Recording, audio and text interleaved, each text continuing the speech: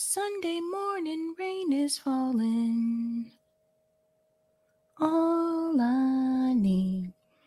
Darkness, she is all I see. Slow on Sunday morning, I never want to leave. Doobie-doobie-doo. Doobie-doobie-doo.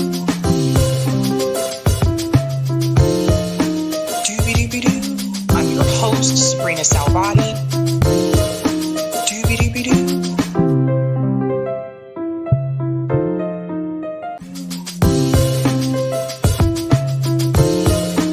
Many whites who are Doobie-doobie-doo. I'm your host, sabrinasalvati. Doobie-doobie-doo.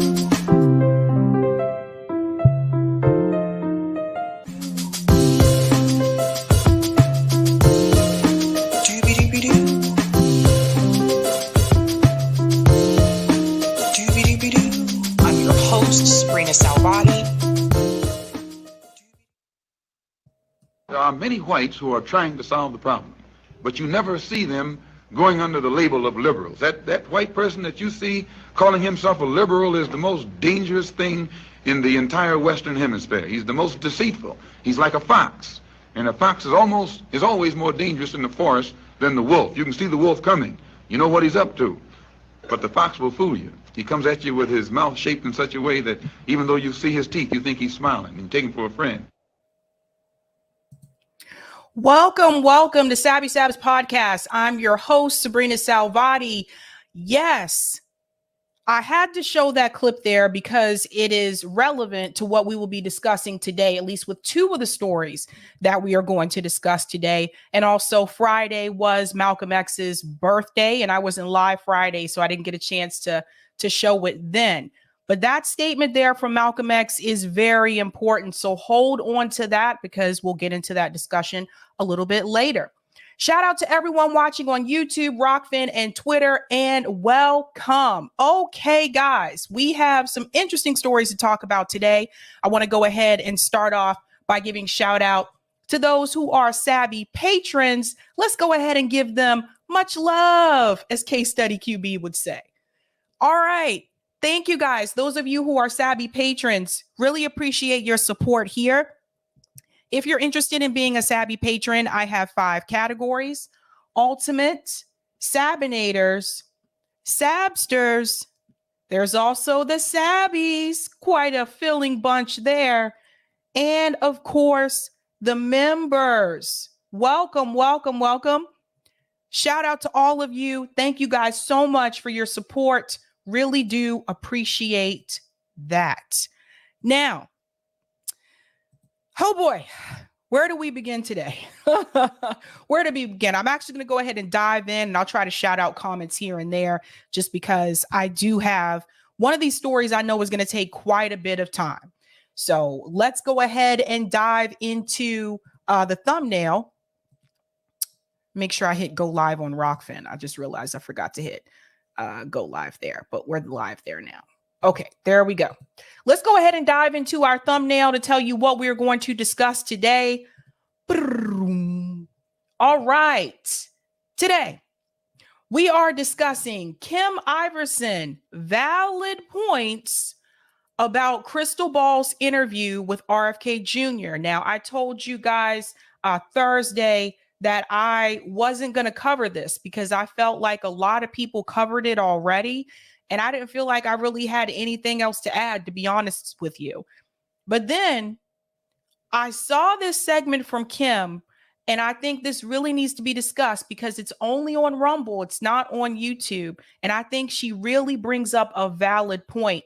And there's another point that I want to mention that I don't think has been mentioned. And I think we need to start looking at this entire process in reference to the progressive movement, so to speak, and putting progressives through the Democratic Party, something I think we need to pay attention to.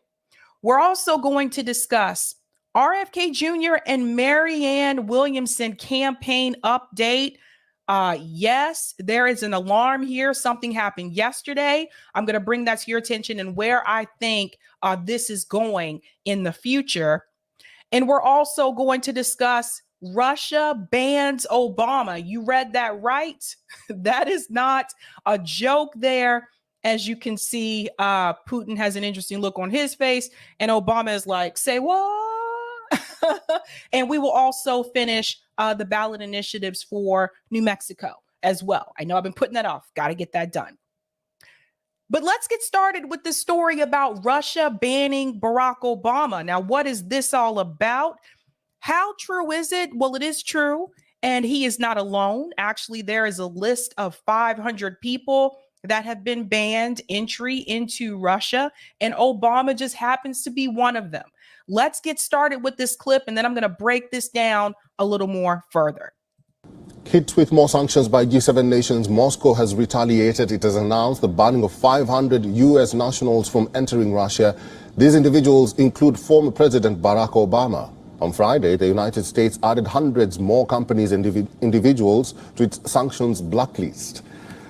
This as it broadened efforts to stifle Russia's economy and its ability to fund the ongoing war. In response, the Russian Foreign Ministry has said that Washington should have learned a long time ago and that not a single hostile step against the country will be left unanswered. Hold on to that piece right there where he mentions that this also has to do with the sanctions that have been implemented onto Russia, as well as that the U.S. government, they're saying, should have learned that if you try to, retaliate against Russia, they are going to respond. And this is one of the responses. Now, I will get into something else I want to show you. It's a speech from Barack Obama that was actually uploaded 9 years ago, which I feel is still somewhat relevant today. But even in that speech, I feel like Barack Obama wasn't telling the full truth. Surprise, surprise. But this is Russia pushing back against the United States government and saying, listen, if you're going to continue to implement sanctions on us, you continue to treat us in such a way, then we are going to have to respond. And I also find it interesting that this news breaks not too long after the Durham report has been released. Now, for those who are not aware, the Durham report basically shows that Donald Trump is exonerated in reference to Russiagate. That's what that report is showing you. It also showed that they didn't find any fault there in reference to the Clinton campaign team about pushing this narrative for Russiagate. I told you I questioned that. I'm not 100% sure that is true. I'm just being honest. We don't know if John Durham received any type of threats along the way. We just do not know. But the timing is interesting, and I want you to think about that. List of banned individuals include prominent personalities like television hosts Stephen Colbert, Jimmy Kimmel, and Seth Meyers. The list also includes journalists. Russia says it has also blacklisted senators, congressmen, and members of think tanks involved in the spread of quote-unquote Russophobia attitudes, as well as the heads of companies that supply weapons to Ukraine. The Russophobia. So some of you may be wondering, like, why are there late night hosts that are on that list? According to Russia, they feel that those particular hosts have found a way to increase Russophobia, probably from their jokes that they have during their shows. I don't know. I don't watch Jimmy Kimmel or that other dude, Colbert. I don't watch them. I don't watch late night talk shows. I haven't done that in a long time. But they're also on that list. There's also journalists that they said are on that list as well. So this is going to be pretty interesting. Meanwhile, Russia has also said that it has again denied consular visits to detained U.S. journalist Evan Gershkovich, who was arrested in March on claims of spying. Now, according to the Foreign Ministry, this decision has been taken in response to the refusal from Washington to issue visas to Russian journalists traveling to the United Nations, with Foreign Minister Sergei Lavrov last month. Gershkovich is the first foreign journalist arrested in Russia on spying charges since the collapse of the Soviet Union. The U.S. has reacted by saying that Gershkovich has been wrongfully detained and has launched a broad effort to exert pressure on Russia to free him. But they're not willing to use that same type of pressure to free Julian Assange. And this is the hypocrisy here in reference to the journalist, partially because the US government doesn't consider Julian Assange to be a journalist or a publisher. He is. And then also because the information that Julian Assange released actually implicates the US government of war crimes. And that's part of the reasons why I believe they're not trying to push for some type of freeing of Julian Assange, but they want you to free this journalist. So people are seeing the hypocrisy here.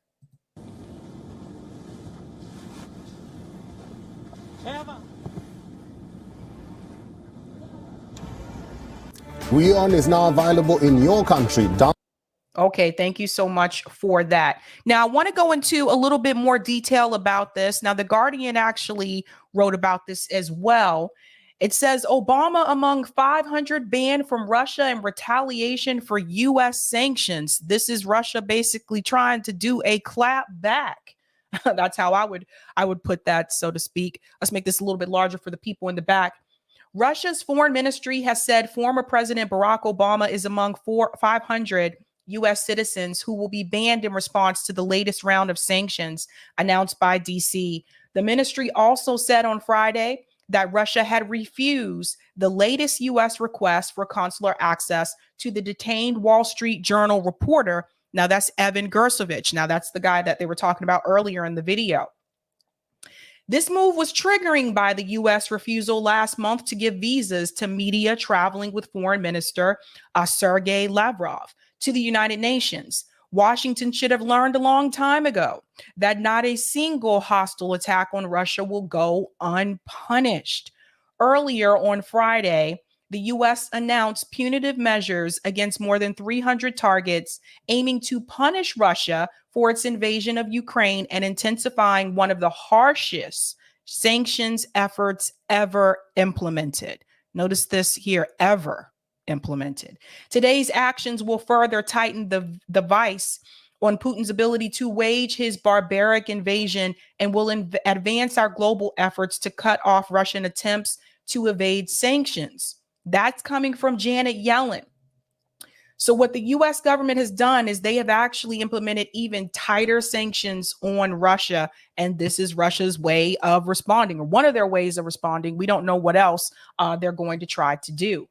The Treasury Department said it imposed sanctions on 22 people and 104 entities with touch points in over 20 countries or jurisdictions, including companies that import, ship, or manufacture electronic components, semiconductors, and microelectronics to Russia. That's a big deal. This is a big deal. Companies that import, ship, or manufacture electronic components. So the first country that comes to mind for me is China. We'll get into the trade history with Russia and China in just a second. The U.S. Secretary of State Anthony Blinken said Friday's action targeted an international network that procures components for the Russia-based entity responsible for the manufacture of the Orlan drone, which Russian forces and their proxies are using in Ukraine. Among the targets on Friday were Russian intelligence services procurement networks and agents, including Liechtenstein and the Netherlands. The Foreign Intelligence Service of the Russian Federation was also hit with sanctions. The Treasury Department said it was also imposing sanctions on Russia's energy, educational, and research institutions in a bid to limit Russia's future extractive capabilities. Okay. That's a lot. That's a lot that's happening there. Now, again, what did I tell you about the sanctions that have been implemented on Russia? It doesn't just hurt Russia. It hurts other countries that rely on trade from Russia, countries like North Korea that rely on that fertilizer in order to grow food, causing them to have a food shortage. We talked about this a couple of months ago. It also, the pipeline issue hurt countries like the UK, Germany, etc., that depend on that pipeline for their energy. Now, that's one part of it here. But I want you to hear a speech from Barack Obama. Now, this was uploaded 9 years ago, talking about Russia and sanctions back then. And some of this may sound familiar to you in reference to what you're hearing right now. But there's something that he says in this speech that I did not find to be true. Let's go ahead and dive in here. This could also be part of the reason why Russia has decided to ban Barack Obama. Listen to this. I want to commend the EU for the important steps taken already to make sure Russia feels the costs of its behavior in Ukraine by implementing visa bans and freezing assets and designating individuals for sanctions, as well as canceling a number of engagements with Russia, and making it clear that if Russia stays on its current course, the consequences for the Russian economy will continue to grow. Hold on to that. Again, 9 years ago, that if they continue doing what they're doing, then the consequences in reference to their economy will continue to grow. What do you see happening right now? Let's go on. Of course, all this comes atop the measures and sanctions that the United States and others around the world are imposing on Russia. And taken together, they're the most significant sanctions Russia has faced since the end of the Cold War.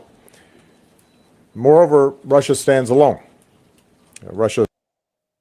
That part right there. Listen to this. Moreover, Russia stands alone. Was that true? At that point in time, was that true?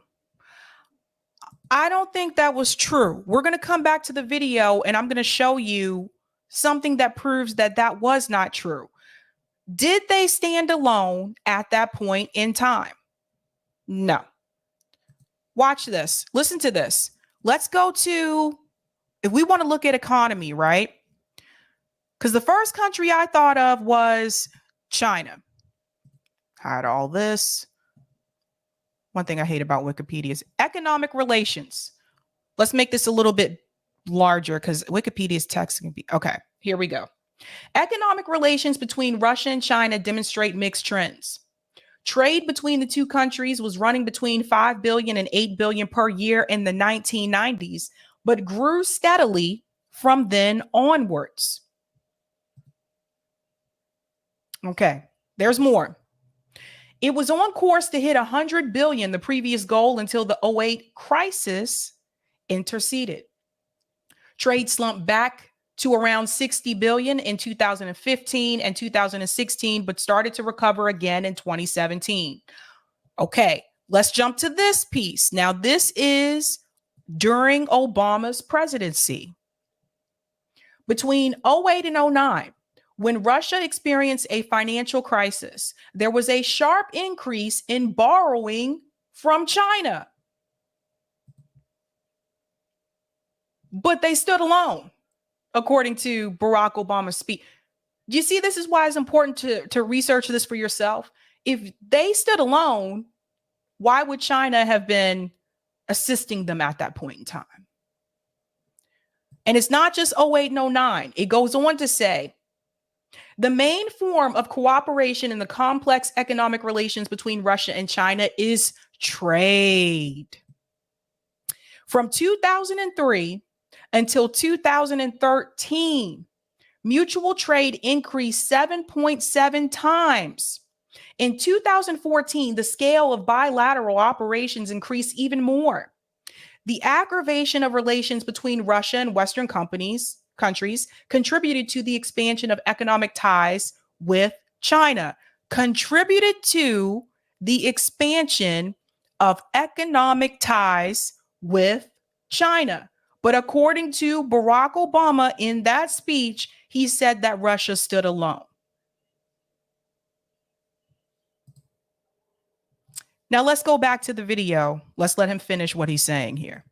I just wanted to point that out. Let's go on. Obama's been lying for a long time. Russia stood alone when trying to defend its actions at the UN Security Council. The 28 members of the European Union are united. The 28 members of NATO are united. Every member of the G7 has imposed sanctions on Russia, as we announced. I don't think Russia cared about being a part of the G7. Just saying. I don't think they cared about that. And they definitely do not stand alone today because Russia is now a part of BRICS. Let's go on. On Monday, and the G7 will meet here in Brussels in June without Russia. So if anyone in the Russian leadership thought the world wouldn't care about their actions in Ukraine, or that they could drive a wedge between the European Union and the United States, they clearly miscalculated. Why is this speech important? See, they were talking about this back then. They were talking about Russia and Ukraine back then. This video is 9 years old. This war between Russia and Ukraine. Some people say this dates to Biden. They blame Biden. Trump says if he was still president, it would have never happened. But what I'm showing you right now is that this kind of goes back to Obama. This goes back to Barack Obama, you guys. This was already set in motion. You see what I'm trying to tell you? This was already decided that this is where they were going to go. Let's go on. As I've said repeatedly and was mentioned by both Presidents Van Rompuy and Barroso, there is still a way for Russia to work with Ukraine and the international community to de-escalate the situation through diplomacy. That's the only way that the issue will be resolved. If Russia continues on its current course, however, the isolation will deepen. Hold on to that. He said that the only way the issue will be resolved is if they were willing to basically work with Ukraine. So let's pretend that Donald Trump did not win in 2016, and let's pretend that Hillary Clinton did win. I believe that if Hillary Clinton would have won in 2016, that this war between Russia and Ukraine would have started a lot earlier. Because Hillary was supposed to continue Obama's legacy, not break it down, not strip it away, not remove some of the policies that Barack Obama had put in place. She was supposed to continue those policies. So I really believe that if Hillary Clinton would have won in 2016, I believe that this war with Russia and Ukraine would have started a lot earlier. He's just kind of giving it all away here. Sanctions will increase, and there will be growing consequences for the Russian economy. And this reflects the enduring commitment to the goal that has brought Europe and the United States together for decades. A Europe that is whole and free and at peace. It was already planned. Dwayne said Hillary would have gotten us all new. You see what I'm saying? This was all a part of the process. So yes, they have decided to ban Barack Obama along with 499 other U.S. citizens here.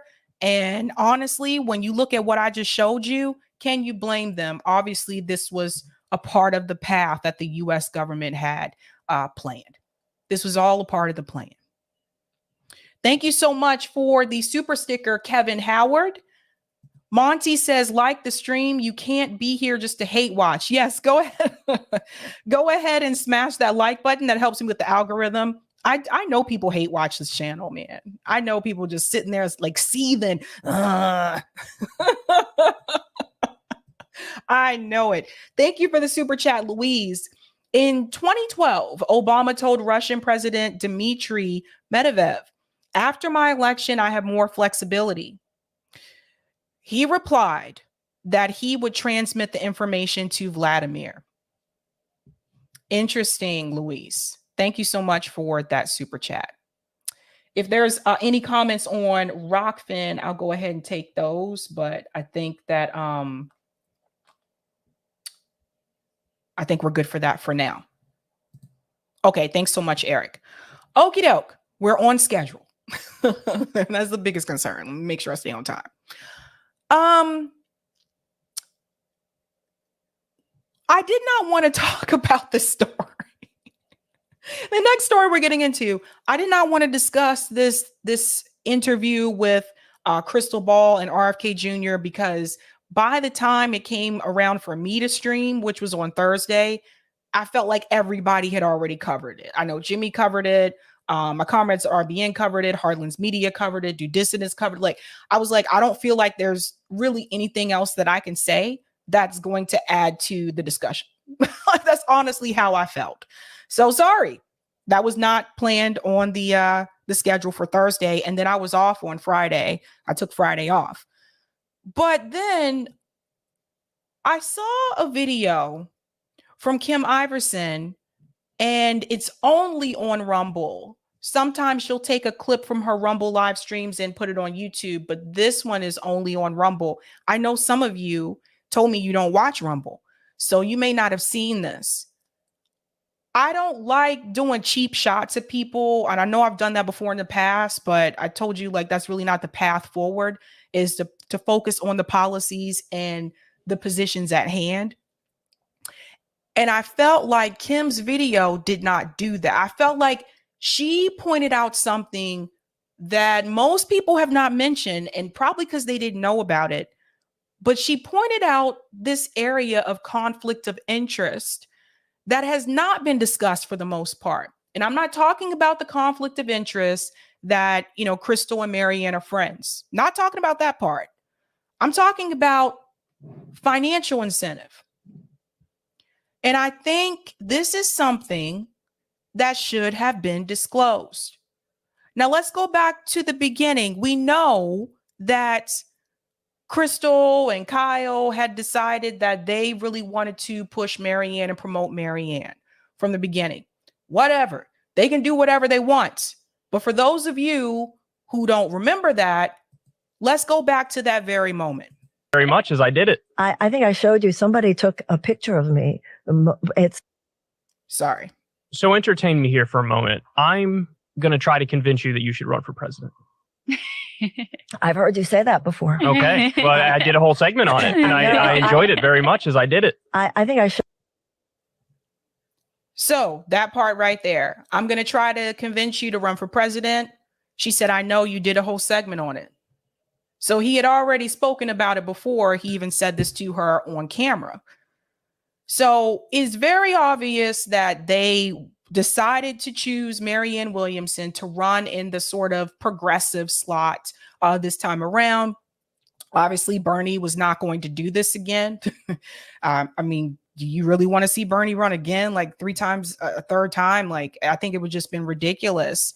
But I think this is what a lot of people are focusing on. A lot of people are focusing on their friends with her. So obviously, when Krystal interviews RFK Jr., she's not going to be as fair to him as she would to Marianne.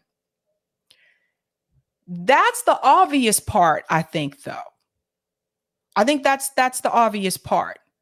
We'll continue a little bit more on this clip, and then we're gonna dive in a little bit deeper. There's 2 things that we're going to discuss. We're going to discuss the financial incentive that came from supporting and pushing the lockdowns. I'll be careful I talk about this on here. And we're also going to explore something else. What have we been conditioned to do in reference to supporting the progressive candidate for president in this space? We're going to talk about that because I haven't seen that discussed yet. And I think it does need to be discussed. So we'll finish up a little bit here and then we'll go to the next clip. Showed you, somebody took a picture of me. It's so interesting. I showed you that picture when I was watching you doing that, and I couldn't believe it. I cannot thank you enough for that. Well, here, so let me make my case for those who haven't seen it, because I actually think it's important. So you look at Bernie Sanders in 2016 and you look at Bernie Sanders in 2020, and he definitely sparked something. He sort of awakened a generation. He ushered in this new wave of a New Deal kind of politics that reminded people that this is possible. We don't have to always be permanently stuck in the Bill Clinton model or the Barack Obama model. There's something better out there. And it really got a lot of people involved in politics. Now, after 2020, you look at the way everything unfolded, and I could sit here all day and do the sour grapes thing, and I could give everybody the 1,000,001 rationalizations as to why Bernie went down. 2016, the DNC was involved. There was definitely some fuckery behind the scenes, to say the very least. 2020, I like to call it Bloody Monday, when you had Mayor Pete and Amy Klobuchar. They all dropped out on the same day, endorsed Bernie, endorsed, excuse me, I wish, happened. endorsed Biden, and the media also went in and really went for the jugular and compared him to Fidel Castro, and you want the U.S. to be like Cuba. So I could do that all day. But when I look back at it now, he sparked something. It's very important, but now the torch needs to be passed. And the question is, to who? For as much as I love Bernie, he does have some blind spots, in my opinion. One of those blind spots is that he's been in Washington, D.C. since roughly 1784. And when you're in D.C. that long, even with the outsider credentials that he has, through osmosis, you sort of become part of that system. And so he thinks of Joe Biden first and foremost as my friend Joe Biden, even though I have these gentlemen's ideological disagreements with him. And that's the main problem too, is that it's not gentlemen's disagreements. You're talking about the Iraq war. That's a war crime. You're talking about the Patriot Act. You're talking about a plethora of policies which have honestly led to the downfall and the destruction of this country in many respects. The reason why I think you're the heir apparent is because you're not Bernie Sanders. You have agreements with him. And on many policy issues, you're the same, but you actually offer people something in a particularly nihilistic age and moment. You offer people something that's different than any other politician that I've ever seen. Now, look, Pause. Okay, something I want to add in here. Notice he said it's time to pass the torch. I agree that Bernie Sanders should not run a third time. But what I want you to notice is that they decided who the torch would be passed to. They did. Krystal and Kyle did. You see, I want to explain the difference. Before, when Bernie Sanders decided to run in 2016, that was Bernie Sanders' decision. Remember, originally he was going to try to challenge Obama. That didn't happen. I think he had a talking to. But that was Bernie's decision. That was something that he sought to do. And then there was left independent media channels that saw what Bernie was doing and was like, yeah, we need to support this guy. So they got on board for it. This time around, it's different because Marianne, based on what is said in this video, it sounds like she was recruited to run by media. That's different than before. So I think this is where there is this disconnect for some of us. It would have been one thing, I think, if Marianne said, you know what, I'm going to give this another go and like run at this or whatever. I still don't support the strategy anymore. I still wouldn't have been supported that. But she was selected. She was selected and everyone decided, okay, this time left independent media, this is the candidate that we are all going to get behind. Problem is, everybody wasn't willing to get behind Marianne. And this is before RFK Jr. announced. There were other larger left independent media channels. Sam Cedar came out publicly on Majority Report and said he does not support Marianne Williamson. Okay. When she had the interview on TYT, Jink and Anna didn't seem to be really feeling her like they were feeling Bernie Sanders. And then some of the other hosts that are on the panel, the leftist mafia, said they weren't feeling Marianne Williamson. So now you have a problem because this time around, everyone did not get on board with the progressive choice for president. Now, let's come out of this. And let's go to the next segment. Krystal and Kyle get married. I didn't talk about this wedding because a lot of people talked about it and I was just like, oh God. Krystal and Kyle get married. There are pictures that are posted. It is revealed that apparently Marianne Williamson officiated the wedding. Okay, let's put that to the side. Now let's walk over to the RFK Jr. interview.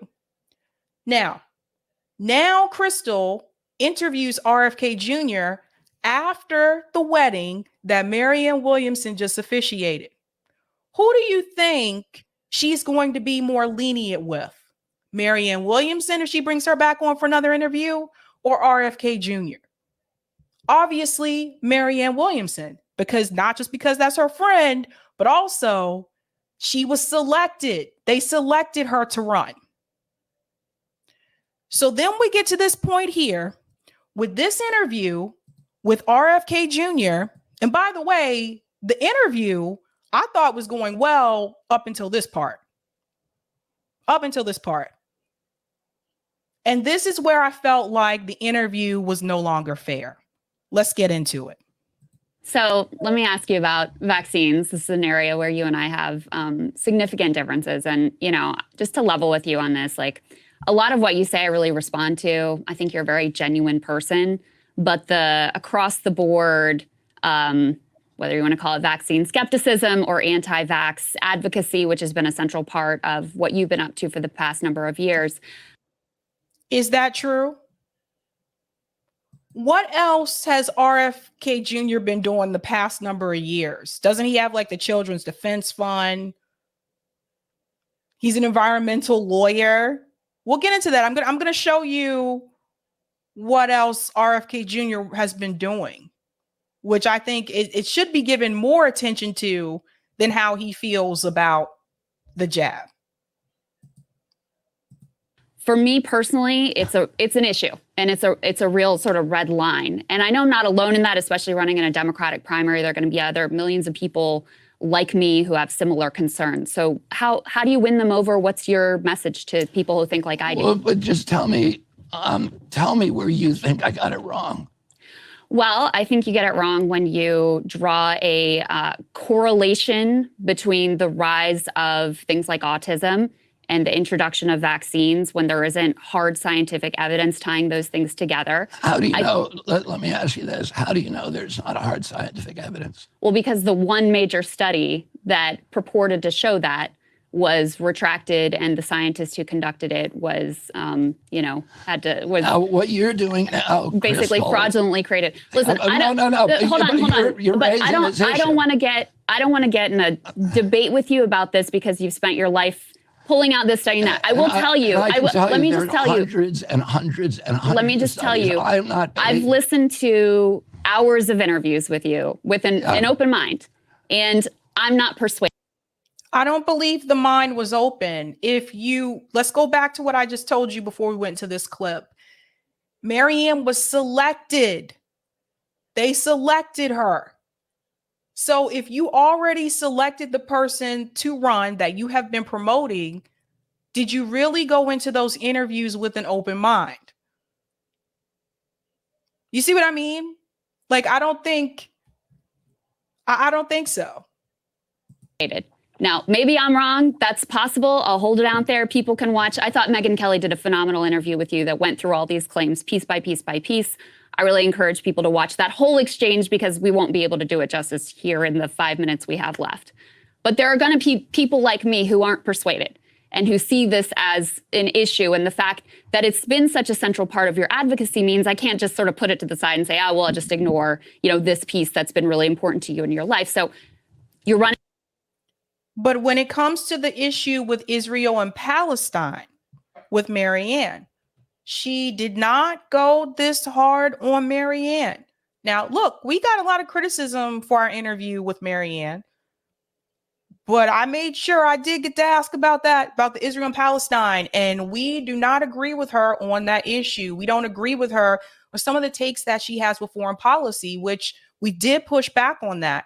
What I noticed is the interview that I saw with Krystal and Kyle when they were talking to Marianne about the Ukraine thing, about the Israel and Palestine, they were much more kind and friendly towards Marianne than they are to RFK Jr.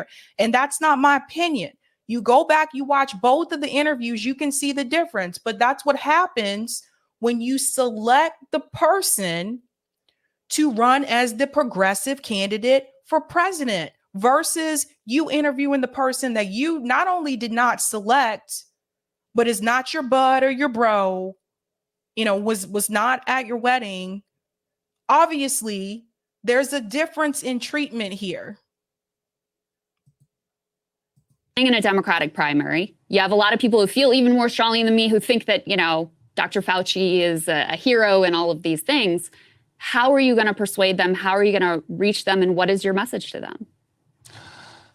Well, First of all, I'm not leading with, my opinions about vaccines. But what I say to people is, show me where I got it wrong. Show me where I got my science wrong. I've written books about this. I wrote a book about a link between thimerosal and autism that has, I think, 450 distilled scientific studies that confirm and validate that hypothesis, and 1,400 references. And if I got something wrong, show me where it is. But I think people have shown you where things are wrong, but you don't. This part right here, number one, smash that like button. But this part right here, I think if you have disagreement with him on this, be prepared to show what he got wrong. Like, have this as a receipt in your back pocket. That's what I would have done. I mean, you guys know how I am. You guys know how I am. When Norm Finkelstein came on here, we did not agree about defund the police. I showed him 10 demands. We did not agree about the progressive strategy through the Democratic Party. I showed him the statement from attorney Bruce Ospiva about the DNC saying that they can select the candidate. Have those receipts to show, because otherwise it could come across as though you're just doing that in bad faith.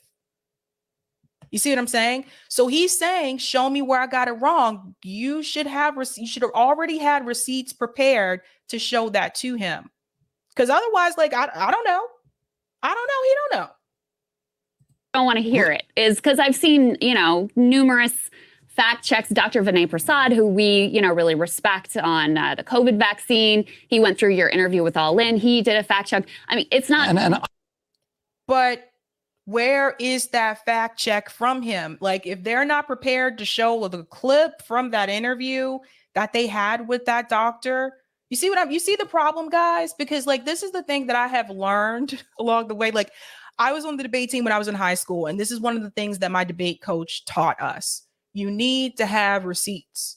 You can stand up there during Lincoln Douglas debate or during Congress debate, and you can say everything correctly. But if you don't have any type of receipts or evidence to back up what you're saying, then people are just like, yeah, I don't know. You didn't show me anything, so I don't know. So what would I have done in that particular situation? I'm like, let me show you what Dr. So-and-so said when he was on the show. And I would have played a small segment from that clip. Those of you that watch me, you've seen me do these kinds of things when I've interviewed people before. And I've said, let me show you what this person said when they came on. You got to have that in the back pocket. People have have fact check of Vinay, and you should read that. I will take a look at it, but I don't think that it's fair to say nobody has ever pointed out anything that's been wrong. Well, here's what people complain about what I say. And I'm not leading on this issue, so people can either take it or leave it. But if you want to, what you just said about me, that I'm sort of hard-headed and stubborn and just won't give in, you're wrong about that. If somebody shows me where I'm wrong, I'm going to correct it. And, we have probably the most robust fact-checking operation now in North America. I have 350 PhD scientists and MD physicians on, CHD's advisory board, including until recently, Luc Montagnier won the Nobel Prize for discovering the HIV virus. Chris Portier, who's the head of the National Toxicity Program at NIH, formerly, probably the top toxicologist in America. And if I were saying things that were scientifically unsound, those people would not stay with us. What I would say to you is, show me where I got it wrong. Show me a study where I got wrong, and I will change my position. And this is, again, another moment where it would have been helpful to have those receipts to show it. This is something that and I don't even do the whole debate me bro thing on YouTube. Like, I don't get into all of that, but I have noticed, I've watched multiple debates on YouTube, and the people who tend to do really well when they are debating, they have those receipts prepared and ready to show. No, science is fluid. It's not an embarrassment to me if there's a new scientific study that I haven't seen that comes out and says I'm wrong. That's what you're supposed to do with science. But what I'm saying to you, nobody has done that. If Vinay Prasad, when he did his piece, if he showed me science that was valid, I would say I would change my position. If we got the two of you together, read my response. So Sagar is saying, if we got both of you together, would you be willing to have this conversation? But again, like, the person debating him on this right now is Krystal, even though she said she didn't want to have a debate. And he's talking here, and here she comes in to interrupt him. Again, you have to go back to the relationship that she does have with Marianne, and you have to question, again, if RFK Jr. was the candidate that they selected to put forth, would this interview have gone this way? I don't think it would have. There is some bias there. And I know there's been, some pushback from people on Twitter in reference to this particular interview. But I would ask yourself, are you giving that pushback in the defense for Krystal because you too have a relationship with her in a way that you don't want to jeopardize? And there's nothing wrong with admitting that. There's nothing wrong with admitting that, yes, you are her friend and you don't want to criticize her because so. But just because someone is your friend doesn't mean they can't be wrong. We're not perfect. We all make mistakes. I don't have, I've done multiple interviews, a lot of them, I'm losing count. I've done a lot of interviews on the show. Not all of them were great. I'm sorry. You guys know, those of you who've been watching me for a while, not all of them went well. There were some that I think went really well, and then there were some that just went all over the place, and you have seen them. So we're not perfect. Sometimes we do really well with these interviews, and sometimes we don't. And I think instead of getting defensive, sometimes it's good to just take a step back and say, okay, I can work on this area here and work on this there. We don't need to let our egos get in the way, I think. So you say this isn't what you're leading with, but I just have to say, as someone who, is watching your candidacy closely and is aware of the advocacy you've been doing and, the organization that you are involved with, it's hard for me to believe this won't be an important part of how you govern. So I think that's the most important piece for people to get who. Okay, in reference to how he would govern, what is he going to do? Implement some type of policy or executive order that says people cannot get, jabs anymore? Is that what he's going to do? No, I don't think he would do that. We all have our own opinions about how we feel about science, etc. But in reference to how someone is going to govern, why wasn't that question brought up in reference to Marianne Williamson and her views about Israel and Palestine and her views about the war in Ukraine? Marianne said that she would continue to give the funding to Ukraine, to give the weapons to Ukraine. Marianne said she's for the two-state solution in reference to Israel and Palestine. That is something that can be done by executive order when we're talking about how you are going to govern. So why wasn't that question brought up to her? What is he going to do in reference to jabs? You see the problem? Let's go on. You have to accept there are going to be people like me who just don't agree with you on this. You certainly understand that there are many who do think that the vaccines that we have are more beneficial than harmful, that, got their kids vaccinated and are happy for that decision. So how is this going to impact the way that you govern, or does it not at all? I mean, I'm going to govern according to, what evidence-based medicine. That's So the way. let me give a specific question. If there's another pandemic, in the last pandemic, former President Trump, something we gave him a lot of credit for, he launched Operation Warp Speed. They had a whole of government approach. They used the mRNA technology that was developed using, U.S. taxpayer dollars to get a vaccine out to the population as quickly as possible. How would your approach have differed? My approach would have been a science-based approach. Which means what? Which means and a medicine-based approach, the approach that has been used for, and approved for decades. You look first at therapeutics that are off the shelf, and you look at the efficacy of those. I mean, what I would have done if I was in power then, I would have created an information grid, because now we have this internet that is supposed to benefit us and has become instead an instrument for, totalitarian control, but let's use it for something good. Let's link all 15 million scientists, doctors, frontline physicians all over the world, and find out what they're doing to treat this new respiratory virus. and find out what they're saying is working and not working, and then test that with science, and then turn it instantaneously into protocols and recommendations for other scientists. So would a vaccine development be part of that or no? Well, So there's the interrupting again. And it was hard for me to watch this. I told you guys this before. I have a hard time watching interviews where people constantly interrupt the person who's being interviewed.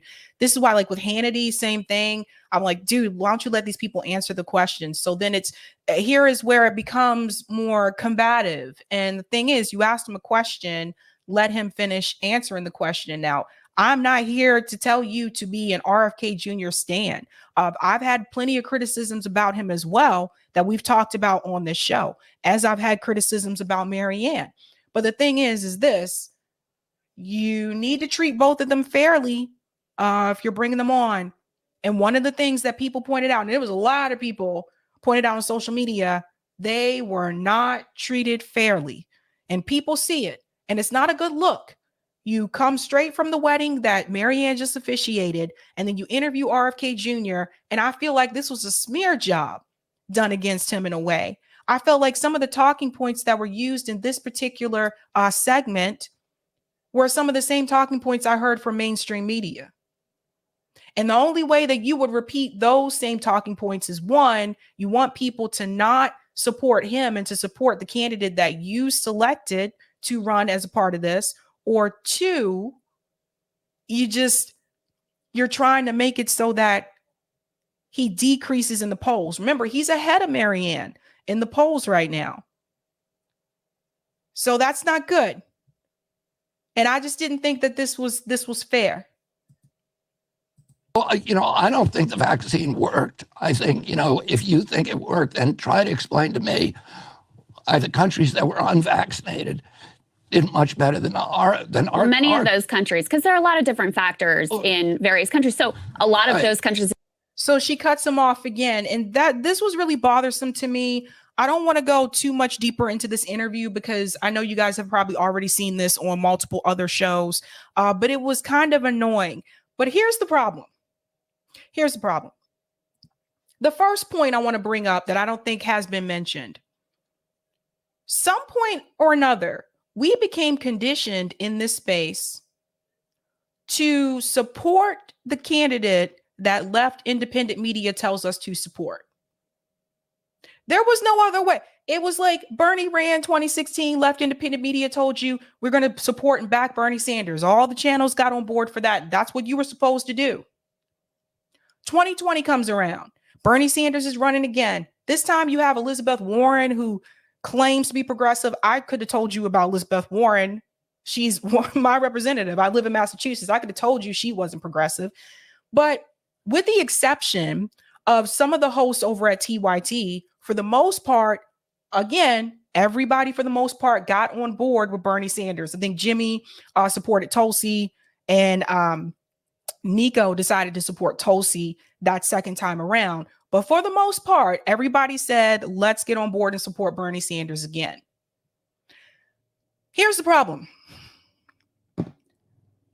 That same formula was used again this time around. This is the candidate. Marianne Williamson is going to be the progressive candidate. And everybody, we're all going to get on board and support Marianne Williamson, right? That didn't happen this time. Now, why didn't it happen? Couple of things. Some people were done with the Bernie movement. That's me. Some people left this space and said, forget it. We're not going to try the strategy again. The DNC cheats. And then some people didn't like the fact that Marianne was the person that was selected because she's not as strong of a candidate as Bernie. Let's just be real. And people just weren't excited about her also because of that reason and because Bernie lost twice in a row. So there was those issues as well. But then also, some of the channels that were a part of the Bernie movement also decided to leave the Bernie movement. I didn't have a show during that time. I came after Bernie. So I'm post 2020. But some of the other channels like Kit over at Hardlands Media said, nope, we're not doing this time around. Peeps over at MCSC said, nah, but we're not doing this time. We've done this too much. We know what's going to happen here. The DNC fraud lawsuit, this came back up again. So you had some of the people that were on that Bernie train and promoting Bernie that broke away from it, that were in this space. And then you had newer channels that came about after Bernie 2020, like myself and my comrades over at RBN. And we told you the whole system is corrupt.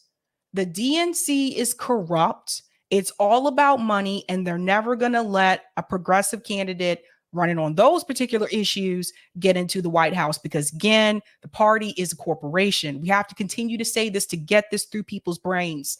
The Democratic Party is a corporation. Okay. It is not just a party that you join to hang out and be social with people. It is a corporation that is owned by Wall Street and the military industrial complex. And I cannot say that enough. And I will continue to say that until people really wake up and get it.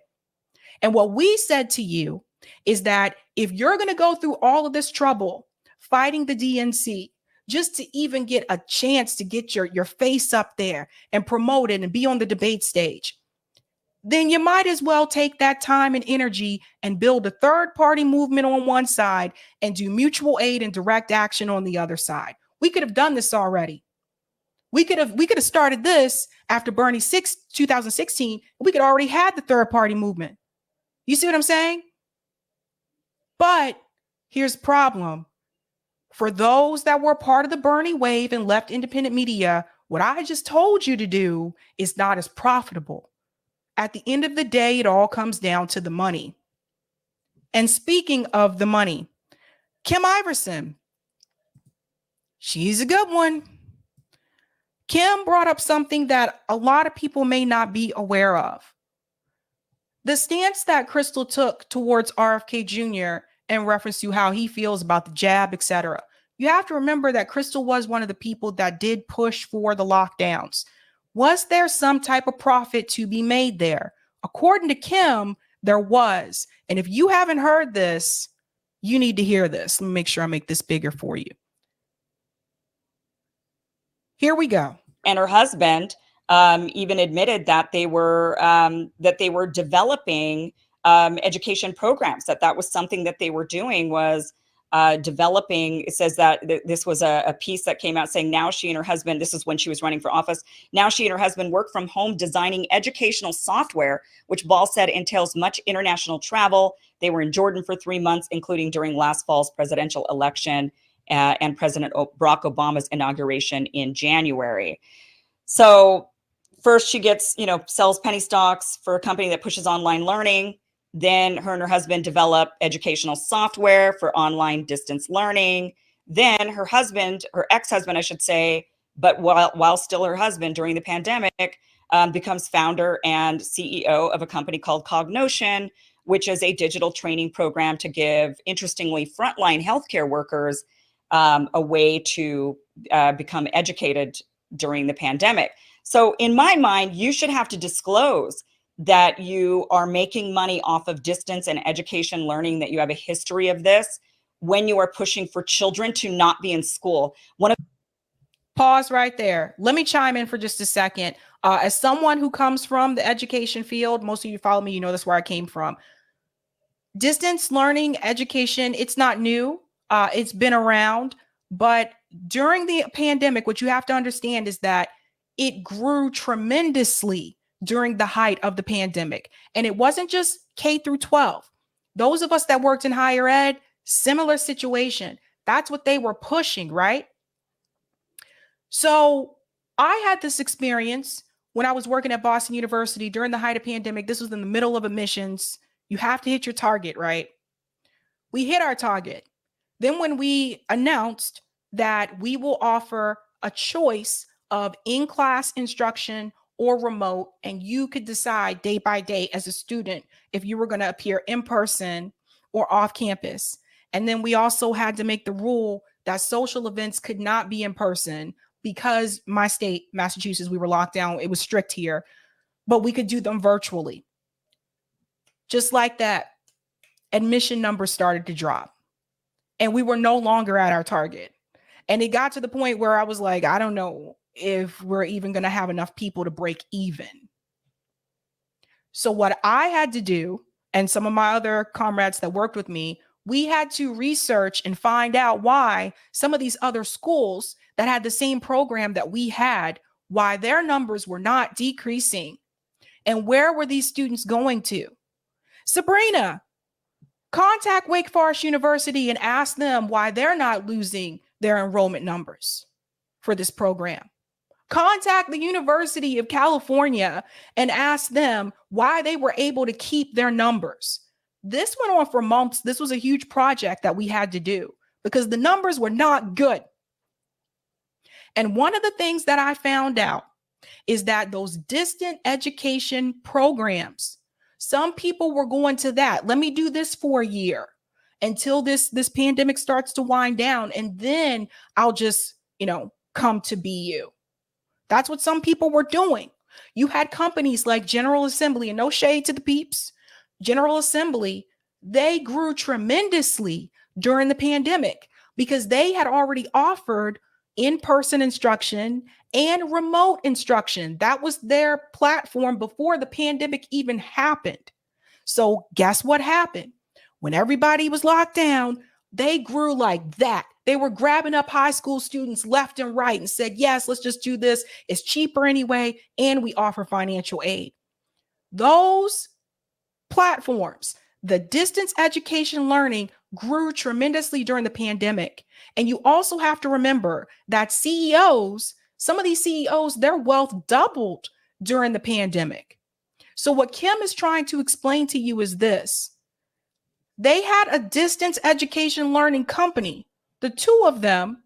And if you're on independent media and you're telling people, yes, we need to stay at home, and you're pushing for the lockdowns, then you should have disclosed to your audience, by the way, I am benefiting financially from the distance education software. Now, this is not to be a personal attack. This is about ethics in media. And yes, that should have been mentioned, and that was not mentioned. So there was profit there. I told you, it always comes back to the money. There was money to be made. They made a lot of money. Look it up. They made a lot of money during the pandemic when everybody else, other people were losing their jobs and people lost their homes and people were evicted. They were making money off of the lockdowns. That needs to be disclosed. Let's go on. The most devastating, I would say, events, one of the most devastating policies that's happened to our society was lockdowns. More damage has been done to people because of lockdowns than I would think nearly anything that we've seen in our lifetimes. And she pushed for those and failed to disclose that she was making money off of distance education. That to me is a major conflict of interest. Yep. That to me maybe plays into the then push for, everybody needs to get vaccinated because we can't go back. We can't go back until everyone's vaccinated, knowing not everyone's going to be vaccinated. 30% of people are going to say, I'm not doing that. And so you could continue this narrative and you could continue saying, we've got a lockdown. We're not going back. Nope, it's not safe. Get vaccinated or else. We're all staying locked down. By the way, keep your kids out of school. And here's some educational software I want to sell you. And you get paid. Yeah, that's a problem, you guys. That is a big conflict of interest. This is why it was funny to me when people, when they tried to make that video about me saying, Sabrina's family comes from the military industrial complex. I'm like, I always told you guys I was a military kid, never hid that shit. Always told you my parents were in the military. A lot of the people in my family were in the military. That's why I know so much about it. I've always made that very clear. So it was just kind of funny to me. Is like, am I telling you to join the military? Am I trying to recruit you to be all that you can be? No, I'm telling you the exact opposite because I learned from that experience. So that's what's funny to me is just, but this direct conflict of interest, it's really messed up. Conflict of interest that I think should be disclosed. So again, this just kind of goes in line with what we saw with mainstream media. Conflicts of interest with them taking big money from the big pharmaceutical companies, not disclosing it, and silencing people, demonizing people. And you know what? Listen, when she goes after RFK Jr. and says, we don't want to talk about any of your anti-vaccine, your blanket anti-vaccine or vaccine skepticism. Hell yes, there's vaccine skepticism at this point. a blanket vaccine skepticism from many of us who never were skeptical of vaccines in the past. Big Pharma, we watch them push vaccines on us that they tested on 8 mice. Let's just pause here for a second, and I want to bring up something. You know what's often not mentioned? It seemed like there was more anger towards RFK Jr. because of his position, right? But where's that same anger towards the pharmaceutical companies who made bank? Where's that same anger? You know how many businesses closed here in Massachusetts during the lockdowns? Permanently, had to close permanently because we were shut down for so long. By the time they said you can get back up and running, they didn't have the money to do it. They have to pay rent on the property. You don't own it. City owns it. So these are the things that people really need to understand and they really need to hear. If you didn't experience that, then good for you. But there were people here that lost their businesses. There were kids. We want to talk about distance learning. Kids forced to learn at home in homes where they did not have the room and the Wi-Fi connection to do so. But we don't want to talk about those kids. You know, the kids who share a bedroom with their sister or their brother, and they don't have a quiet space that they can go to for 8 hours a day to learn on a laptop and listen to their teacher talk. Those kids, I saw those kids. I advised those kids. Those kids that didn't have broadband, that were constantly dropping in and out of virtual learning not because their fault, but because they live in an area that just does not have broadband. Some people don't know about that, don't understand. They don't know what that's like.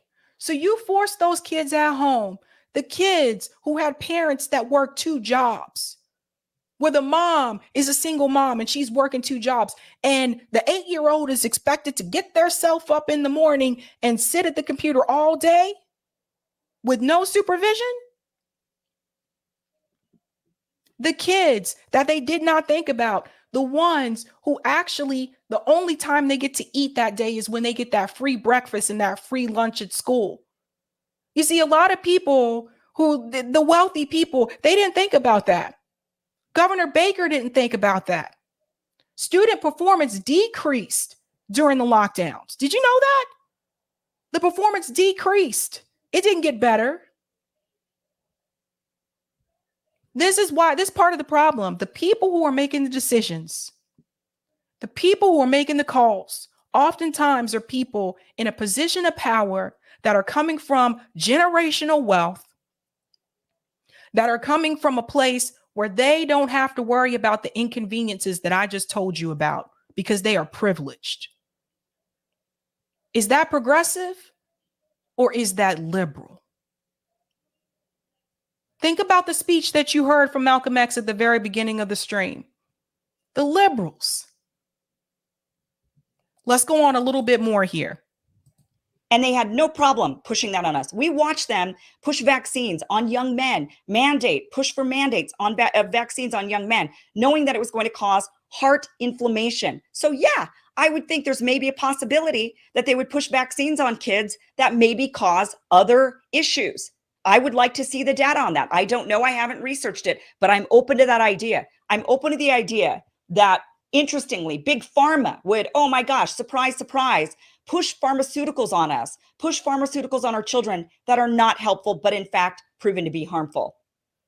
I have reason to believe that. Because I think Kim has really good points here. And for me, it's just you profiting directly from it. And you said nothing. Like, that's a problem. That's a problem. Kim, by the way, gives 0 fucks. Like, Kim will she does not care. She will let people know, I'm going to let the cat out the bag. Now, one of the things that Krystal mentioned was what he's been doing for the past couple of years. I do want to mention this. Let's see what he's been up to for the past couple of years. Because she said, you've been doing the jab stuff. Listen to this. Make sure I come down here. Whoopsie. Listen to this. It says RFK Jr. sought to establish sustainability and good stewardship of Earth as central ethical imperatives of human society. Kennedy has worked on environmental issues across the Americas and has assisted several indigenous tribes in Latin America and Canada in successfully negotiating treaties protecting traditional homelands. He is credited with leading the fight to protect New York City's water supply. The New York City Watershed Agreement, which he negotiated on behalf of environmentalists and New York City watershed consumers, is regarded as an international model in stakeholder consensus negotiations and sustainable development.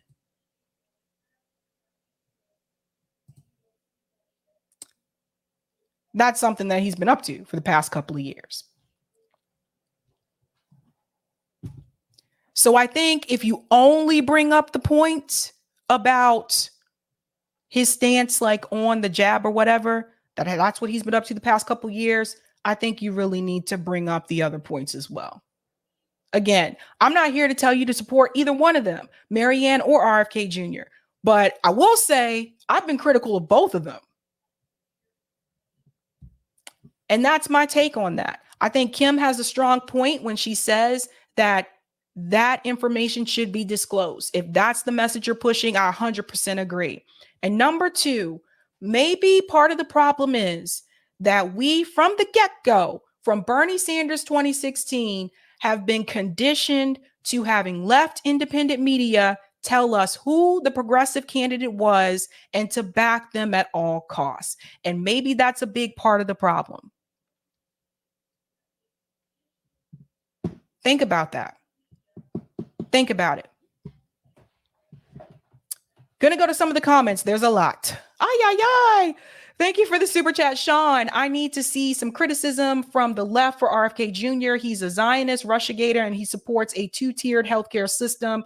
Bourgeois weasel, not it. You should go watch the many videos that I have done about RFK Jr. and you'll see plenty of criticism.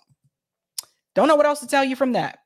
Thank you for the super chat social or super sticker.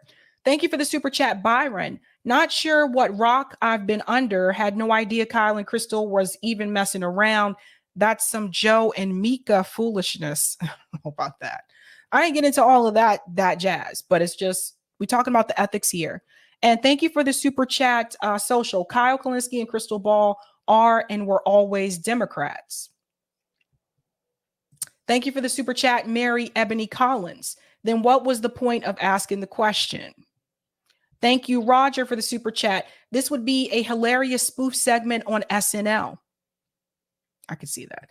And thank you for the super chat, none of your business. The person Krystal quoted as the one who supposedly debunked RFK was debunked by Jimmy Dore. Krystal seems like she is shilling for Pfizer. I don't have evidence about that. Thank you for Justin becoming a new Sabby member. Whoop, whoop. Thank you for the super chat, historic teachings. 7.8 billion people and 7 million deaths. In what pandemic do 99.99999% of people live? Krystal linked to a Gates-funded research paper. Krystal is full of shh. I told you it always goes back to the money. Thank you for the super chat, Justin. A comrade from Tennessee. Glad I found RBN and others. Keeping it real. Love you all and stay strong. We need you. Thank you so much. And thank you, Cool Blue. Dim rigs their primaries. How intelligent, insightful, and trustworthy can pseudo left be when they push for voting in general elections for the Democrats? Yeah, I mean, it's just, thank you for the super chat, Nicole. I can't tell enough people about you, Sabby. I have saved clips and share with friends and family. You're brilliant. Just wanted to say thank you. Thank you so much. I try. And I'm not perfect, but that information should have been disclosed. And obviously there is a conflict of interest here, as you guys can see. All right. This actually segues into the next story because there has been huge news about Marianne Williamson's campaign that was announced yesterday, as well as RFK Jr.'s campaign. Now, we'll get started with RFK. We'll end with Marianne because that news is kind of cray. Okay. RFK Jr. has announced that he has selected his campaign manager. I kind of saw this coming. I kind of figured it would be this person. I covered his announcement on the ground here in Boston, and this individual did have a speech right before RFK decided to speak, and he introduced RFK Jr. So let's go ahead and get into it. Shout out to Case Study QB for this clip. Here is RFK Jr.'s new campaign manager. This week, Robert F. Kennedy made a very important and very interesting decision. Kennedy chose former Ohio Congressman Dennis Kucinich as campaign manager. There are few people more capable of identifying the corrupt rot that is controlling today's Democrat Party than Kucinich, who's always had the unique political quality of being a free thinker, not a blind party loyalist like most in Washington. Take a listen to Dennis Kucinich in 2008 at the DNC, back when the Democrat Party was not a globalist, race-baiting, authoritarian censorship machine. Wake up, America! The pharmaceutical companies took over drug pricing. Wake up, America! The speculators took over Wall Street. Wake up, America! They want your Social Security. Wake up, America! Multinational corporations took over our trade policies. Factories are closing. Good-paying jobs are being lost. Isn't it interesting how politics evolves in such a short period of time? That was 15 years ago when Democrats wanted the southern border closed to protect middle-class wages, back when they cared about the people of this country rather than concerning themselves primarily with everybody else in the world. And remember what they did to Dennis Kucinich, right?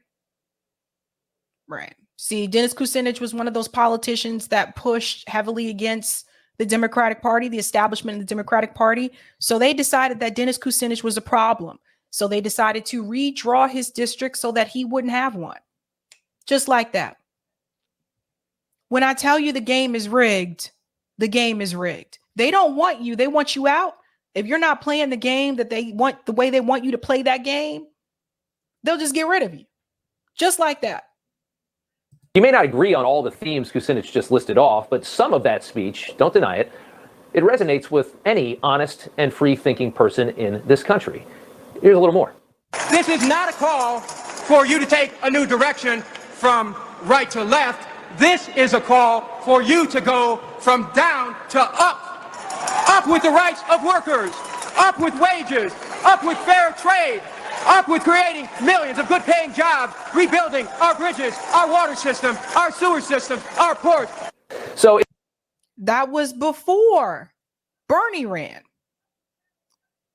So does some of Bernie's message sound a little bit similar to what Dennis was just saying there? Not about the left and the right, but from the bottom up. If that messaging sounds familiar, it's because it so closely resembles how Donald Trump won the presidency in 2016. Now think about the statements made in that 2008 DNC speech in the context of America in 2023, a nation currently being led by a globalist stooge captured by the neocon corporate global agenda, an agenda his party once fought so hard against. Today, the American middle class has plummeted on the Democrat list of priorities. We've all watched this happen in recent years, and that's exactly why the Robert Kennedy campaign is unusually strong right now. 3 separate polls all finding the Kennedy family scion with about 20% support among Democrats. It's pretty impressive considering how early it is and how little effort has gone into this. Now, I'm going to go ahead and tell you that Gavin Newsom, it looks like he might be trying to creep his way in to run, by the way. I'll let you know if that changes, it's getting closer to that decision. But it seems like they're trying to get an establishment Democrat to kind of swoop on in there because they realize Joe Biden is polling so poorly. Offering an option for disillusioned Democrats, and trust that there are millions of disillusioned Democrats in this country, as we all together watch a bumbling, senile president controlled by the most radically left administration that this country has ever seen. How is he controlled by a radically left administration? If that were the case, we would have radically left policies. You see how they just BS people? Pay very close attention to the narrative that this guy is saying here. That didn't make any sense. Dismantling law and order and common sense immigration policy, failing to avert war in Europe, and constantly stirring up racial division for political benefit. Most real Democrats are aware of how horrific the Biden presidency has been. The media is desperately trying to keep the party together by screaming "Orange man bad" every single day, all day long. The truth is, Democrats are quietly screaming for anybody else. Here's Robert F. Kennedy's pitch. My father and my uncle had a vision for America, a vision of racial harmony, of prosperity for all Americans, of peace in the world, and of honest government. Their lives were tragically cut short, and America took a different path. Yet the possibility they foresaw is still alive, the America that almost was, and yet may be. The problem is a system that no longer serves the people, and a people who are so divided and so fearful that they are easily ruled. We will scale down the war machine and bring our resources home. We will end the secrecy, the censorship, and the surveillance. I'm inviting all of you to join me to create an America that we can believe in and be proud of again. You got a message like that versus whatever Biden's stirring up in 2024. And Dennis Kucinich joins us now. And sir, thank you so much for joining us tonight. We do appreciate it. I want to ask you, if Trump is the nominee. And that's exactly why they won't let him win. I'm sorry. And I'm not trying to be a Debbie Downer, but I'm just keeping it real. What he just told, that message he just gave you right there about the anti-war, the scale down the war machine, all that kind of stuff. That's exactly why they're not going to let someone like him win. They wouldn't let someone like Bernie Sanders win, even though he was polling top spot at one point in time, like in 2020, because he was talking about giving everybody health care in this country, cutting back on big pharma. The people who really want to disrupt things, they're not going to let those people win. By they, I mean the DNC. 2024 for the Republicans, you say that Robert F. Kennedy has a better shot at beating him than Joe Biden. Why do you believe that? Yes. I think that Mr. Kennedy may be the only Democrat who is capable of challenging former President Trump.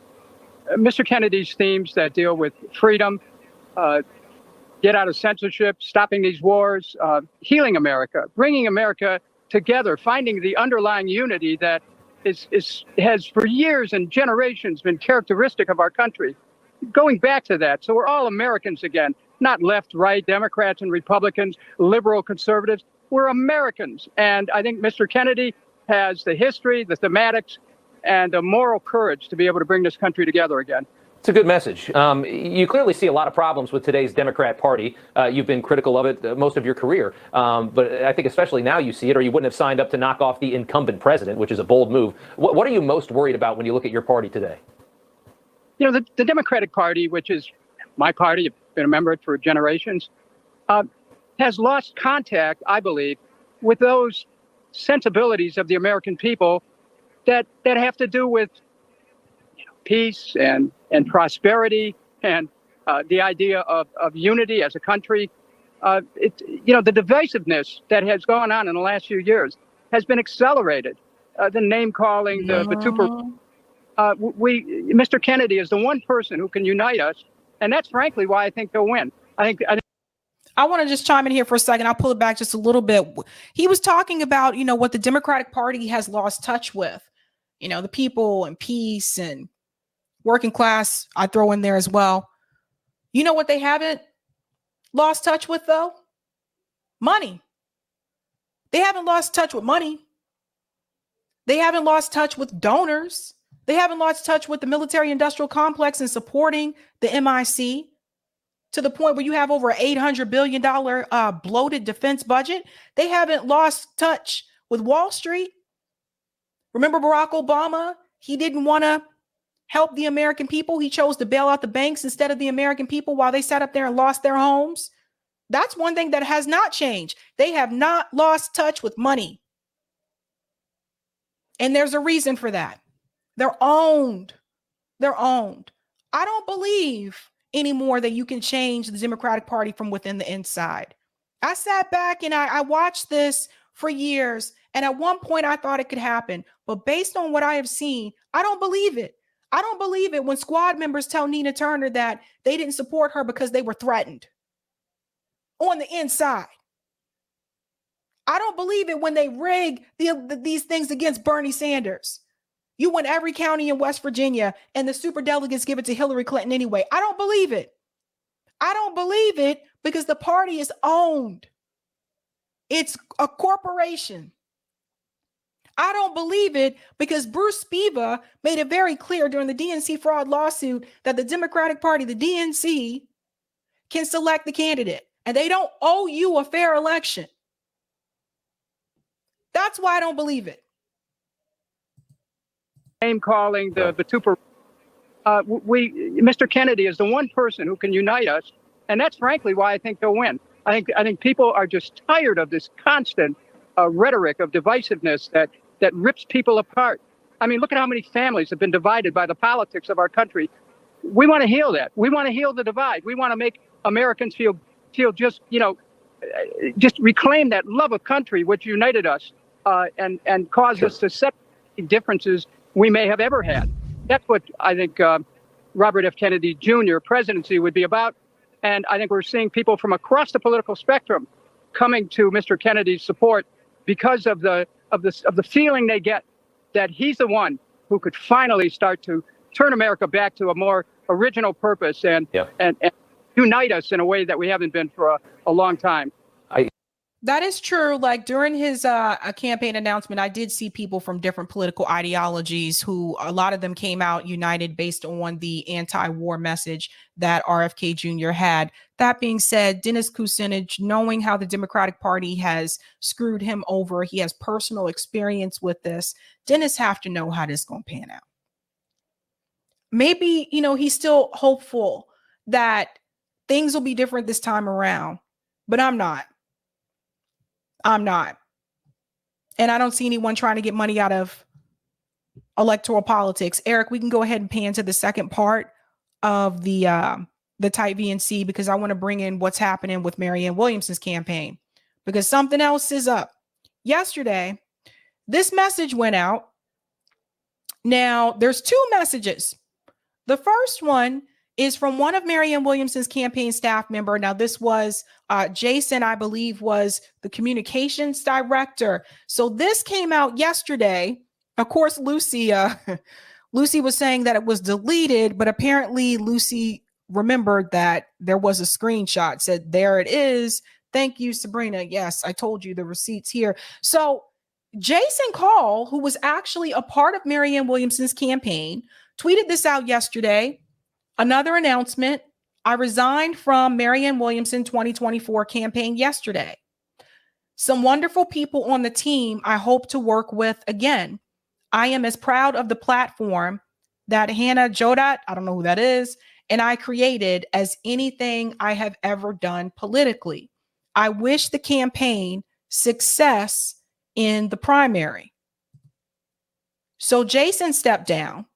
If that's the communications person there, that's not good for the campaign. Not a good look. Now, Jason also tweeted that it looks like he is running for office again. So he said here, thank you to the Green Party of Washington. We have raised the filing fee to challenge fossil fuel and war machine owned Democrat Rick Larson in Washington 02. So that's District 2. This is a campaign of action for the living planet and just future for all people. And here is the advertisement here. It says Jason Call, U.S. Representative, Congressional District 2, Green Party.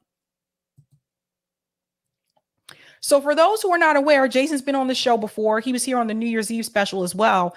Jason has run for office before as a Democrat, as a progressive Democrat. He did not win. And after his last race, he did say that he would never run as a Democrat again. And to be fair, looks like he's keeping his word. He's running as a Green Party member. So if I'm guessing here, he probably had to step down from Marianne's campaign because he's running his own campaign. It would be very difficult to do two at the same time. If any of you have ever been involved in campaign, you understand how that works. But still isn't a good look for Marianne. And then some people are asking, well, if he was a member of the Green Party, why was he working on a Democrat's campaign? I don't know. We may never know.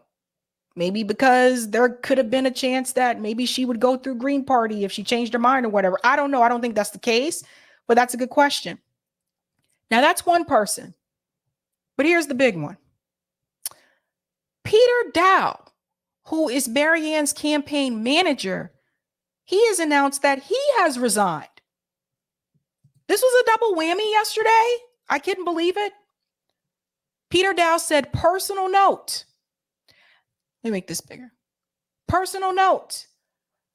After much consideration, I've decided to leave Marianne Williamson's presidential campaign where I was campaign manager. details to follow. So he did produce some more details. As you can imagine, if you just go through the comments, we don't have time to go through all the comments. But the comments are not too yeah. So he has announced that he is stepping down as campaign manager. So now Marianne Williamson's campaign has no campaign manager. This is not a good look. Not right now. Now, there's more because he did tease more information, and I want to know what you guys think about this. So today, he tweeted Independent Run 2024. Of all the election cycles I've been involved in, this is the most primed for a viable third-party candidate espousing popular left principles. My mission is to help make that happen. Now, hold on to your seats, because we don't know if this means that Peter himself is considering running as an independent or third-party candidate. Don't know. Or it could mean that he is interested in helping someone get to that point, helping another candidate run as an independent or third-party candidate. Either way, Peter has resigned from Marianne Williamson's campaign and now seems to be on the push for an independent or third-party run for someone. If not for him, for someone else. I kid you not, I can't make this up. He went on to say, in 2020, I voted green because I opposed the duopoly. Biden's presidency is the ultimate confirmation that the system is rigged to perpetuate the oppressive status quo. A dirty break is one way to do it, but there are more direct approaches. So this brings up another question. Did Peter step down because maybe Marianne is not willing to do the dirty break? We don't know. He says there are more direct approaches, but he doesn't go into detail about that. So people are kind of online, just kind of like, what does all this mean, Peter? What are you trying to say to us, right? And there's more. Now, I don't know if this is connected, but then also today, Andrew Yang announced the Forward Party gets new awesome people every day. But tomorrow will still be a big announcement. Could be totally separate. We do not know. But interesting, this is all kind of happening at the same time. Could it be that maybe Peter is going to look to work within the Forward Party? I don't know. We'll have to wait and see. But there are interesting things that you need to know about Peter. Remember, Peter came from the Hillary Clinton campaign.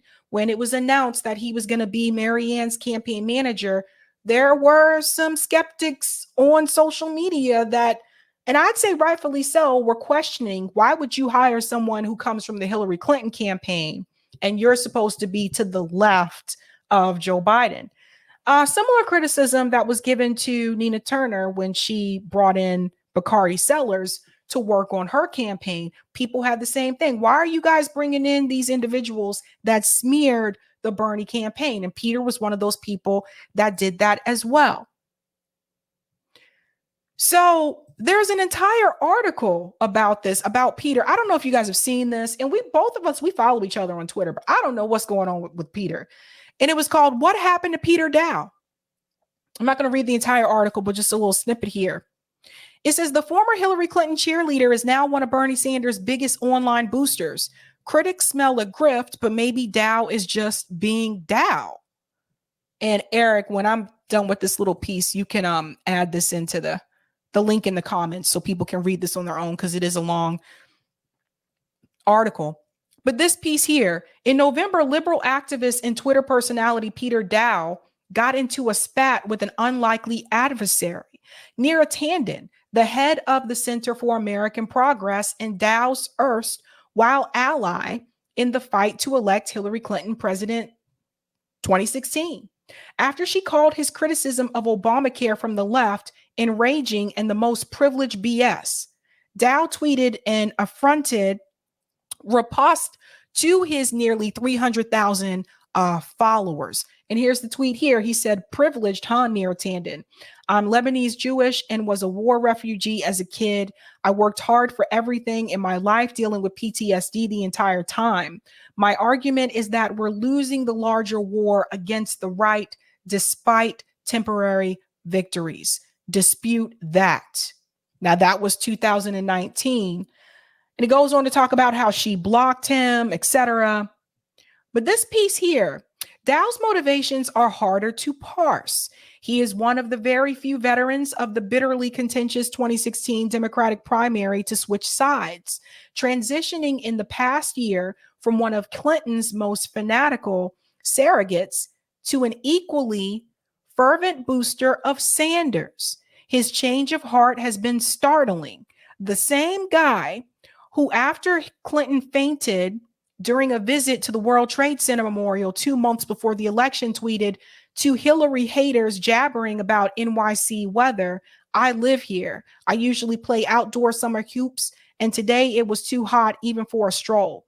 No one, it seemed, was more willing to go all out for Clinton's lost cause than Dow. It's no wonder that he got a shout out in the first section of Clinton's campaign memoir, What Happened, while Tandon's name is absent throughout. So one of the things that people have kind of faulted Peter for is that they feel like he's kind of shifty. They're like, 1 minute you're on this cause, the next minute you're on another cause. But the point that you need to take home with you today is this, is that Marianne Williamson's campaign is having some difficulties in reference to the staff. So Jason Call, communications, stepping down, and campaign manager stepping down. I don't know where that goes from here. Doesn't mean she cannot get another campaign manager. She can. But what I am saying is you just connect the dots. You have, again, Marianne was selected to run as the progressive candidate. And then you have her officiating Krystal and Kyle's wedding. And then after that, you have the interview with Krystal Ball and RFK Jr. and the pushback from the audience members about that. And then now you have the campaign manager stepping down and you have the communications director stepping down. Not good looks. Now, I did not have time to fit it in today, but I also saw something else that I do need to discuss in reference to RFK Jr. I have to look into it a little bit more, so I didn't want to talk about it until I actually researched it. But apparently now, I told you we were going through the list of people that have these connections to Jeffrey Epstein. Now there is a claim that RFK Jr. could also have a connection to Jeffrey Epstein. So I'm going to have some time to research, look into that, and then I can discuss that on Tuesday night. We are going to go ahead and end, though, with New Mexico. We're going to wrap up here because I didn't get a chance to finish the ballot initiatives here. So we've been talking about ballot initiatives on this show, going through all of the states, and we're going to wrap up with New Mexico. This is question 3, New Mexico question 3, public education bond issue.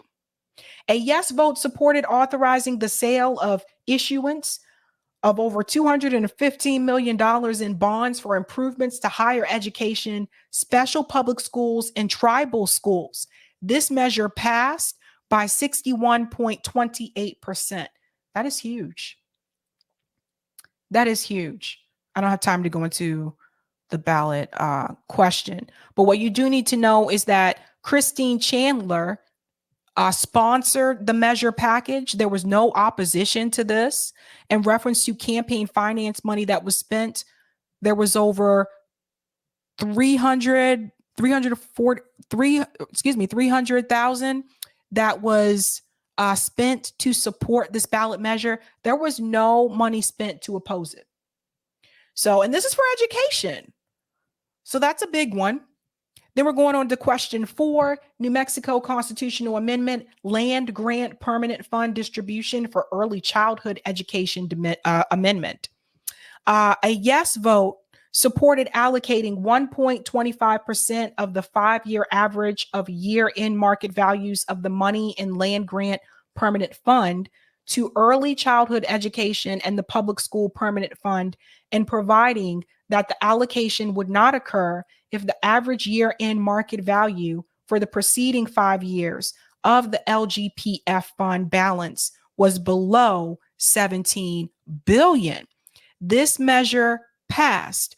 That's 70.34%. So that was ratified as a constitutional amendment. Again, because I'm pressed for time, I don't have time to go into all the specifics, but I think you get the gist of it here. Here are some of the people who supported it, mainly Democrats. There's one independent that supported it. And then some of the organizations, Center for Civic Policy, New Mexico Voices for Children. And then there's some of the arguments there. Opposition was State Rep William Scherer. He's a Republican. And campaign finance, there was no money, again, spent to oppose this ballot measure or this constitutional amendment, none at all. But there was over $5 million spent to support it. So that was interesting, considering you did have a representative that did oppose it. And then the final one here is New Mexico Constitutional Amendment 2, authorizing funds for residential services infrastructure amendment. A yes vote supported authorizing the legislator to appropriate state funds for infrastructure that provides services primarily for residential use, such as internet, electricity, natural gas, water, and wastewater, through a majority vote in each chamber. This measure passed by 65.13%. New Mexico was on a roll. Not seeing bad ones already. And then here's a list of supporters here, all Democrats, and there was no opposition. In reference to campaign finance, there was no money spent to support or oppose. And then this one here, New Mexico Constitutional Amendment 3, appointed judge elections amendment.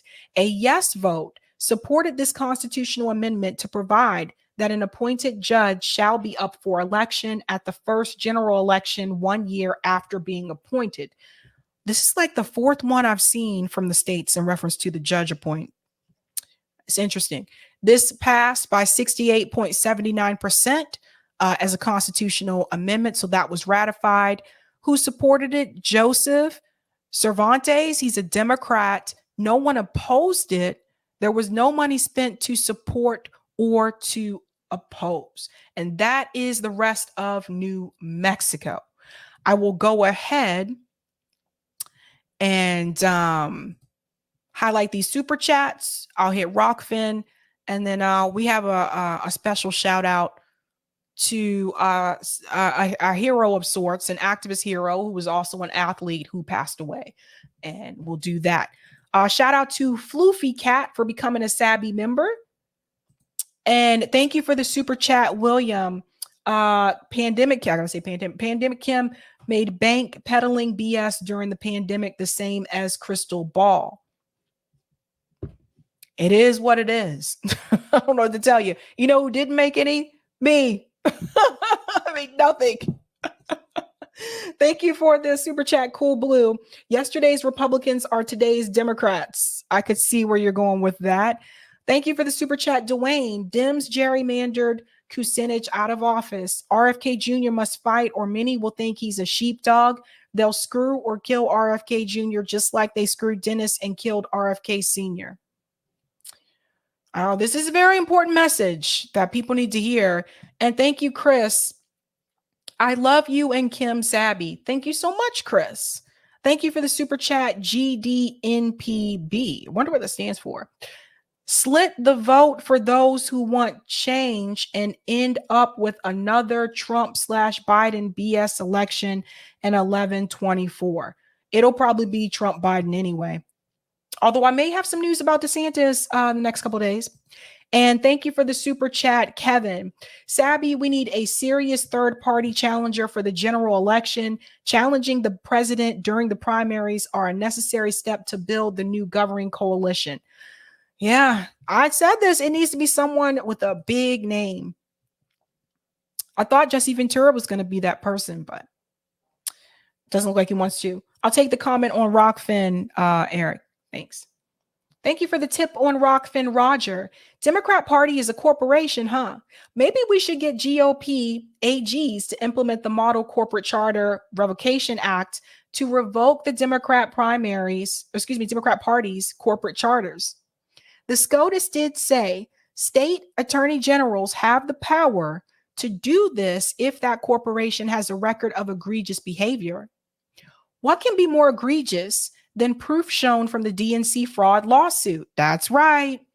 Also, Ball did say she wanted to replace mainstream media. Well, there you go. There you go. I want to show a little bit of this clip, and then I want to remind you what MLK said about liberals. Jim Brown passed away. This was a sad one. For those who are not aware, Jim Brown was not just, how do I say it? He wasn't just a football player, right? He wasn't just an athlete. He was also an activist in reference to social justice. I want to play this small segment here of Jim Brown talking about how he feels about racism currently. Well, racism is too big a subject today to talk about it at Syracuse, but I'll talk about it in my terms. Racism is alive today, more so than any time in the history of this country.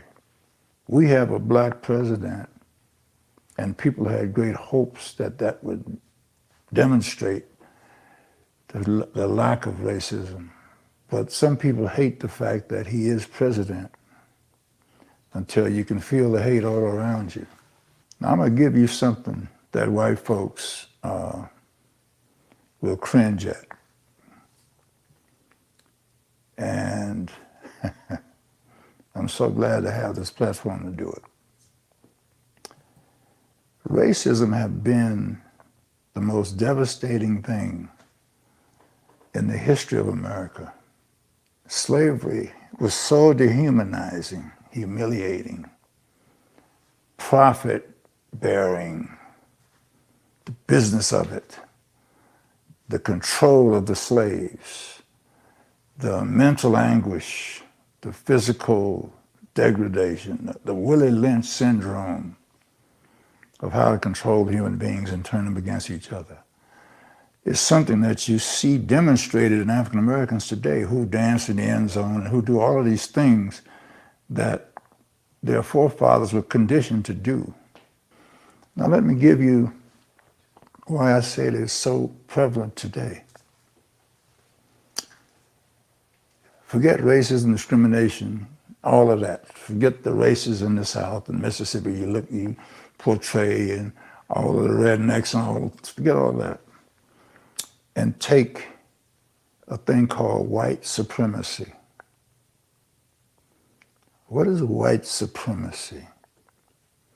It's not an overt kind of thing that you see every day, but it is a position of power that is occupied by white men.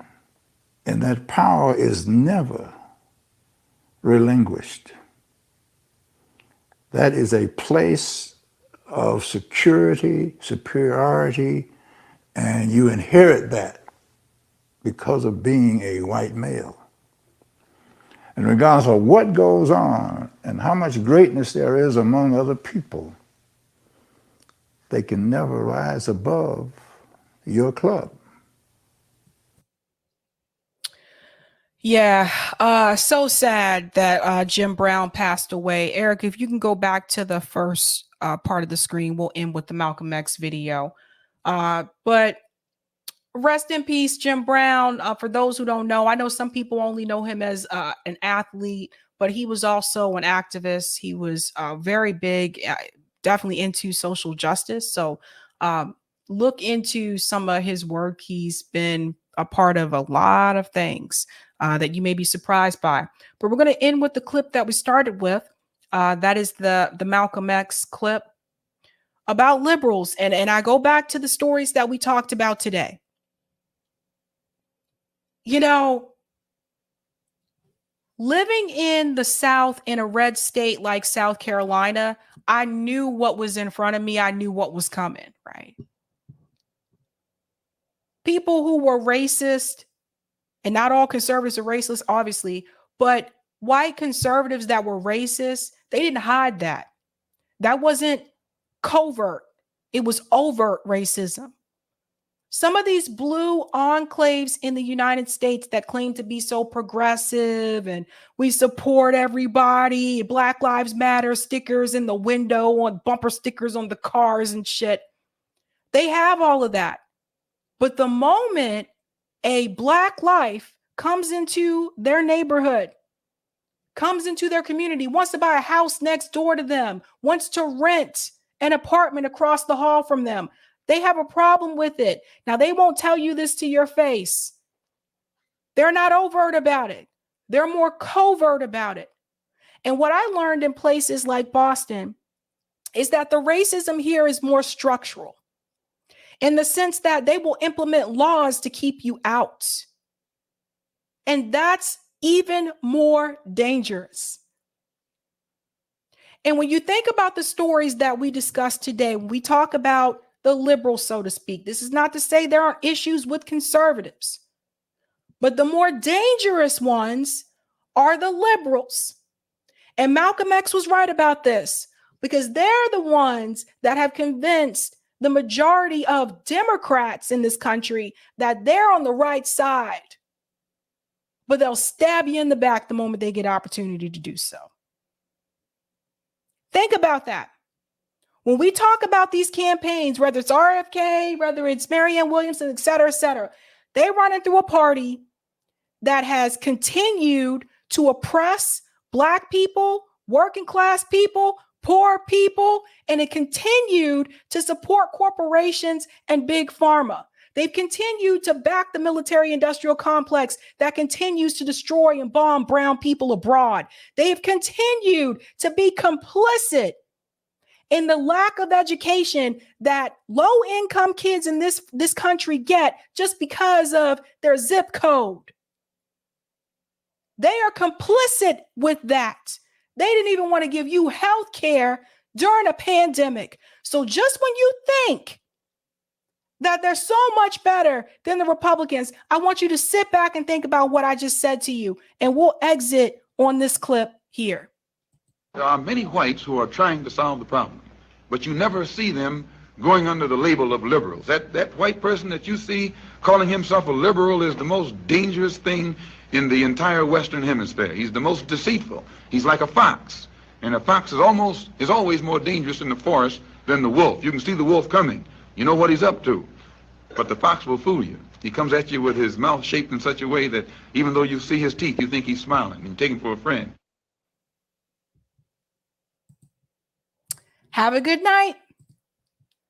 Keep up the fight.